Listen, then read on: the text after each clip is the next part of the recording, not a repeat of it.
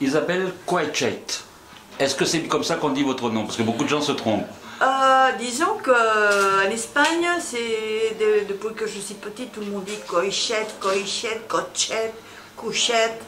Il y a 1000 manières de dire mon nom, mais bon, pour moi, c'est le nom, disons le normal, c'est Isabelle Coixet. Voilà, donc c'est parfait pour nous aussi. Donc c'est vrai qu'on est content puisque vous êtes l'invité d'honneur de ces 14e rencontres, donc ce 14e festival de cinéma espagnol de Marseille organisé par Ciné Horizontes. Alors, un hommage où il y aura 4 films. En plus, on va découvrir votre filmographie si on ne la connaît pas, parce que c'est vrai qu'en France, en région, on est peu fourni en film espagnol toute l'année, à part les films qui font les festivals et les choses comme ça.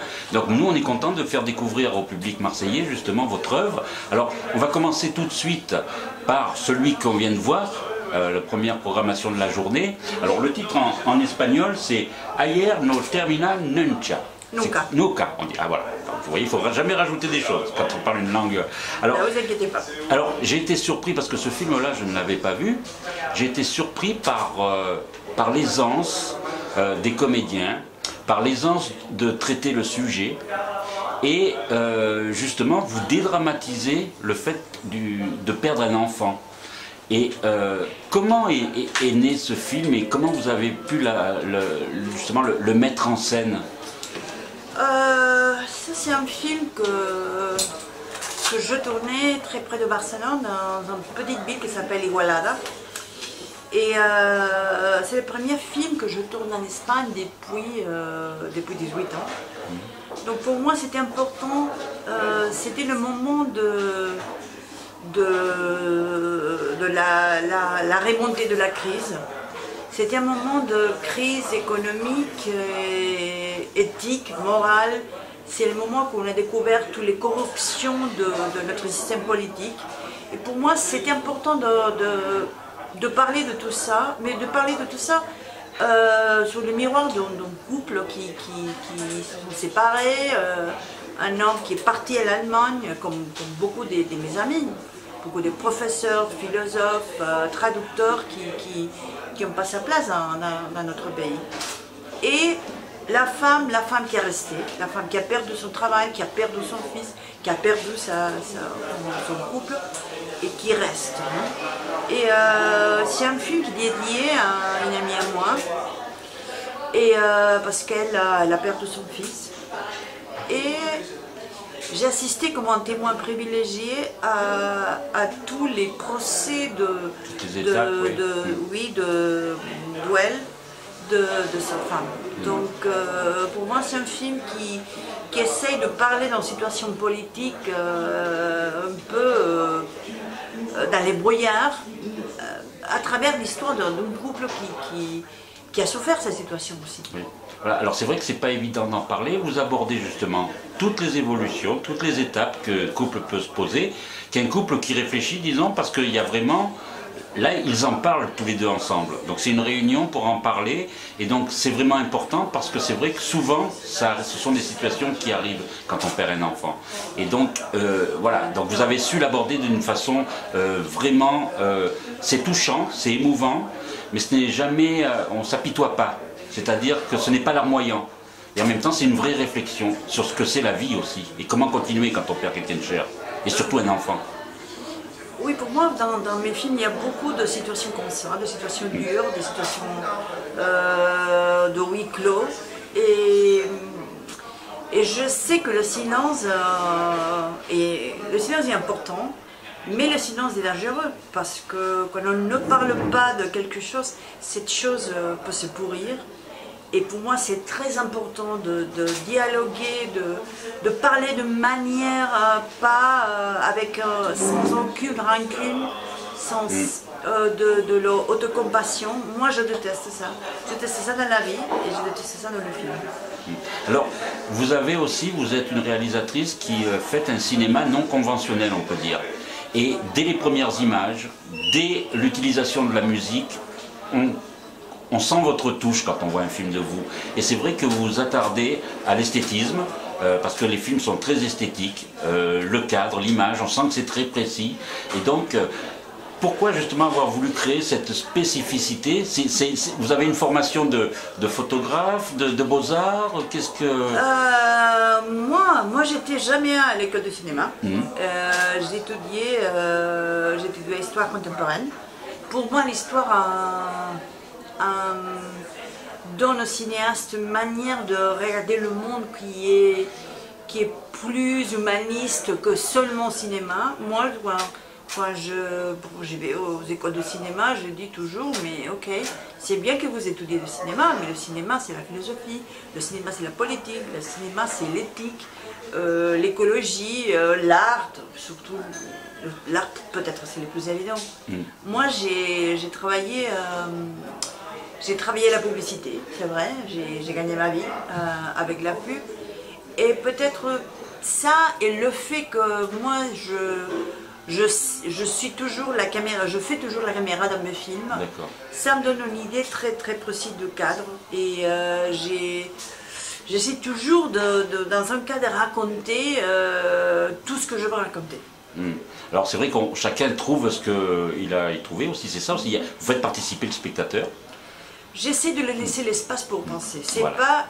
Mes films sont jamais de filles qui essayent avec un marteau de passer un message, de raconter une histoire 10 fois avec le même sens. Non, moi j'essaye ok, c'est ça, mais il y a aussi dans mon esprit une manière de laisser l'espace de respirer, de laisser aussi l'espace au sens de l'humeur. C'est important qu'on se rende compte que même dans les pires tragédies du monde, il y a un moment qu'il faut reculer et il faut regarder les choses, peut-être pour un instant, avec un peu de sens de l'humeur. Oui. Moi, c'est très important ça. Oui. Non, mais de toute façon, c'est la vie, parce que c'est vrai que... C'est la vie. La vie, c'est ça. Et en même temps, si on parle de la mort, on sait de toute façon qu'on va être obligé, c'est un passage obligatoire, c'est la seule chose que l'on sait. Donc, oui. Il faut aussi compenser. Et donc là, dans votre film, le personnage, lui, il comble cela grâce à une chorale. Donc c'est grâce à la culture déjà, grâce à l'art. Donc c'est vrai que d'avoir aussi d'autres hobbies, d'autres choses en dehors de sa vie quotidienne, c'est quelque chose qui peut aider les gens, moi je trouve. Moi je pense que... Dans n'importe quelle situation, parce que c'est vrai qu'il y a des situations plus dramatiques que ce qu'on voit dans le film, puisque à un moment donné, elle le dit, il y a les guerres, il y a tout ça, donc c'est vrai qu'il y a encore plus dramatique. Mais c'est vrai que même dans les guerres, on se rend compte que parfois, il y a justement des gens aussi qui ont une joie de vivre. Oui, non. Je crois que le problème avec la joie de vivre, c'est que parfois on est avec cette joie, et parfois on est sans. Et si tu es né sans cette capacité de plaisir, c'est une chose que c'est très difficile à prendre, mais il faut. C'est la seule manière. Hein. Exister, c'est résister, mais dans cette résistance, il faut aimer les choses qui nous font du bien, aimer les choses qui font du bien aux autres, essayer de faire la vie plus facile, parce que la vie soi-même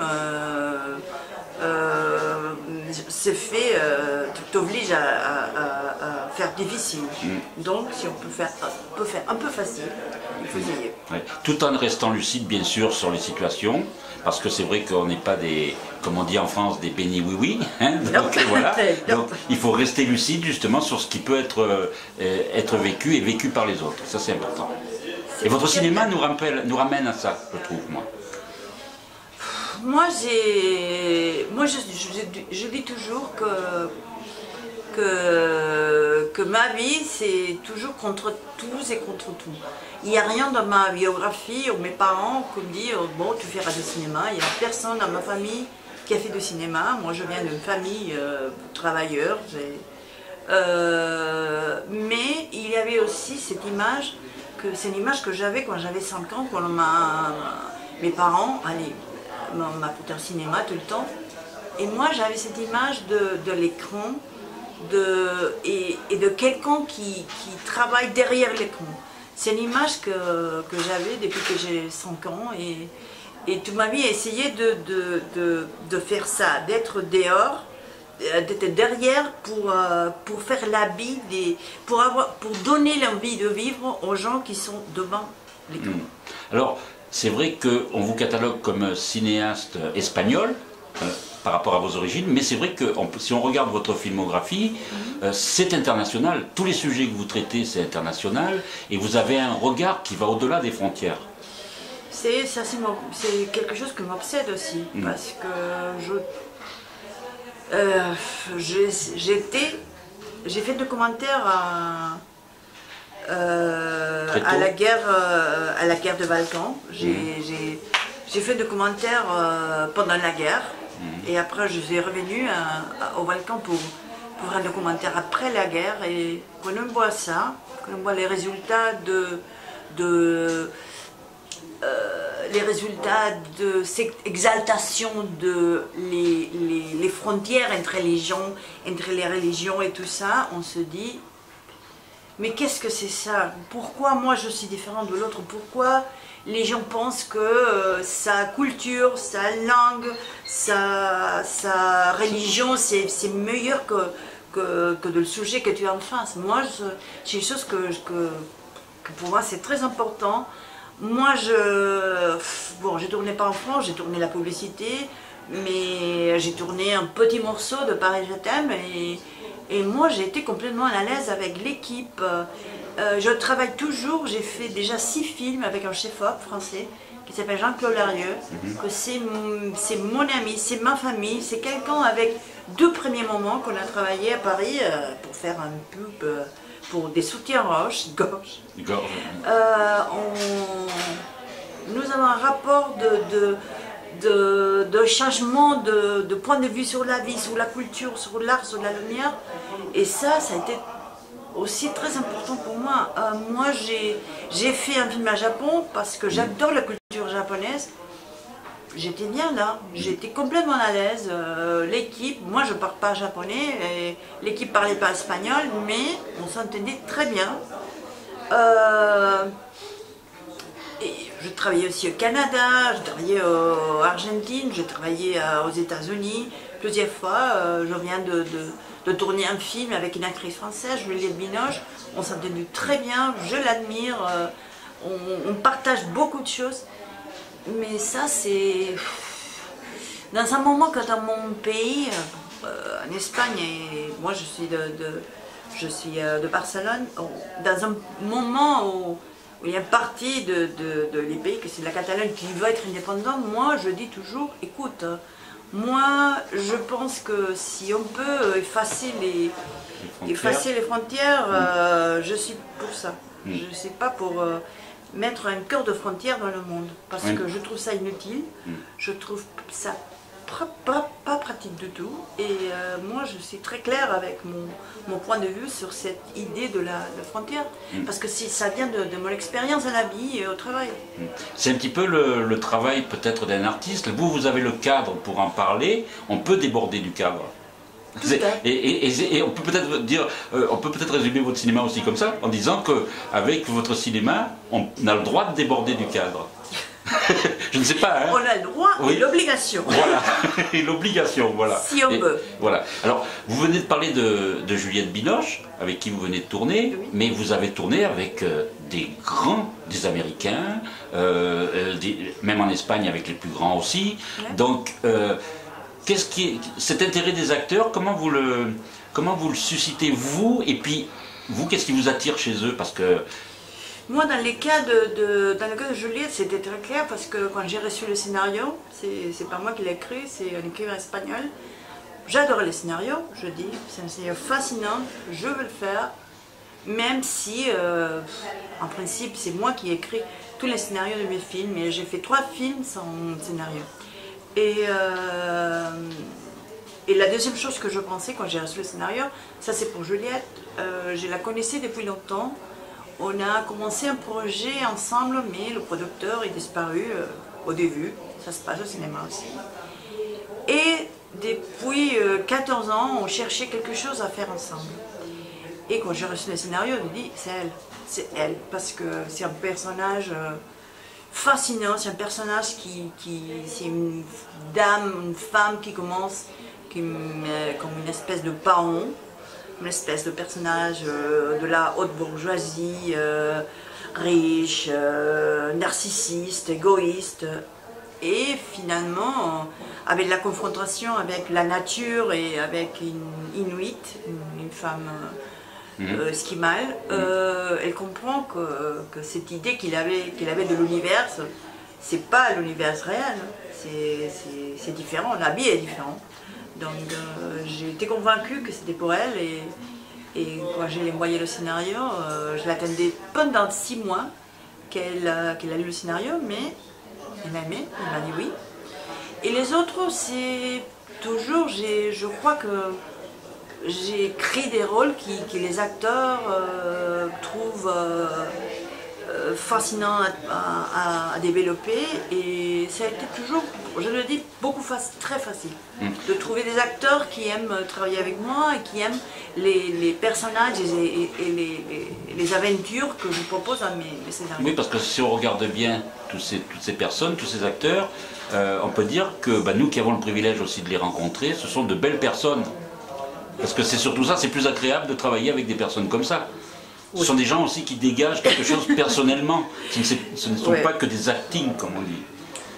Oui, pour moi c'est difficile. Ça doit être un faire, parce que moi j'ai jamais travaillé avec des gens qui j'aimais pas. J'essaie toujours de trouver des acteurs avec qui on peut aller boire une bière et être à l'aise et parler de la vie, de la politique, des choses. Parfois on n'est pas d'accord, mais il y a un dialogue ouvert et c'est très important. Alors parmi les autres films qui sont présentés dans le festival, c'est vous qui avez choisi les 4 ou... Non. Non.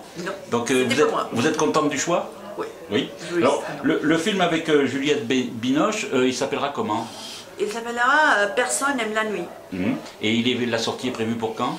Le film sortira en Espagne dans 3 semaines. Oui. Et j'espère que l'année prochaine, février, mars, va sortir en France. En France. J'espère. D'accord. Alors nous, c'est vrai que votre cinéma nous ravit à chaque fois. On sent que vous respectez le spectateur de cinéma, vous respectez les gens. Et en même temps, moi je trouve tout à fait honorable que le festival vous rende un hommage. Alors, Ciné Horizontes, vous connaissiez? Oui. Oui. Je connaissais, j'avais aussi le compromis parce que quand on a présenté un film, il fait MAP, c'était le film MAP of Essence of Tokyo. J'étais censée devenir, mais 2 jours avant, j'ai dû annuler. Et ça, je déteste le faire parce que je sais l'effort que tous les gens du festival mettent à vous inviter, à le voyage et tout ça. Et bon, c'était impossible. Mais j'ai dit, écoute, la prochaine fois, je viendrai. Alors, vous allez aussi donner dans le cadre de ce festival une rencontre où on convie le public, une leçon de cinéma. Alors, en 2 mots... Une leçon de cinéma. Oui, voilà. Alors, sans dire de leçon, est-ce qu'on peut dire quel est votre axe, vous, justement, quand vous donnez un conseil aux gens? Parce que leçon, c'est-à-dire que vous allez parler de votre cinéma à vous, comment vous concevez les plans, comment vous concevez votre travail, mais vous, votre première leçon à donner, c'est quoi? C'est de faire... Mon première raison, c'est il faut, quand on a envie de faire du cinéma, c'est plus important avoir envie de faire de films et de raconter des histoires que de être, disons, metteur en scène ou chef-op. Pour moi, c'est le nom, cette espèce d'envie que les gens ont pour le nom, le rôle, c'est un peu, ça on le voit quand on va à l'école de cinéma, les gens sont amoureux de l'idée d'être metteur en scène et les marchés à Cannes et tous ces trucs, et ça, la vie d'un cinéaste, c'est pas ça. La vie d'un cinéaste, c'est bon, parfois tu fais des choses que tout le monde aime, parfois tu fais des choses que tout le monde déteste, parfois tu te trompes. Il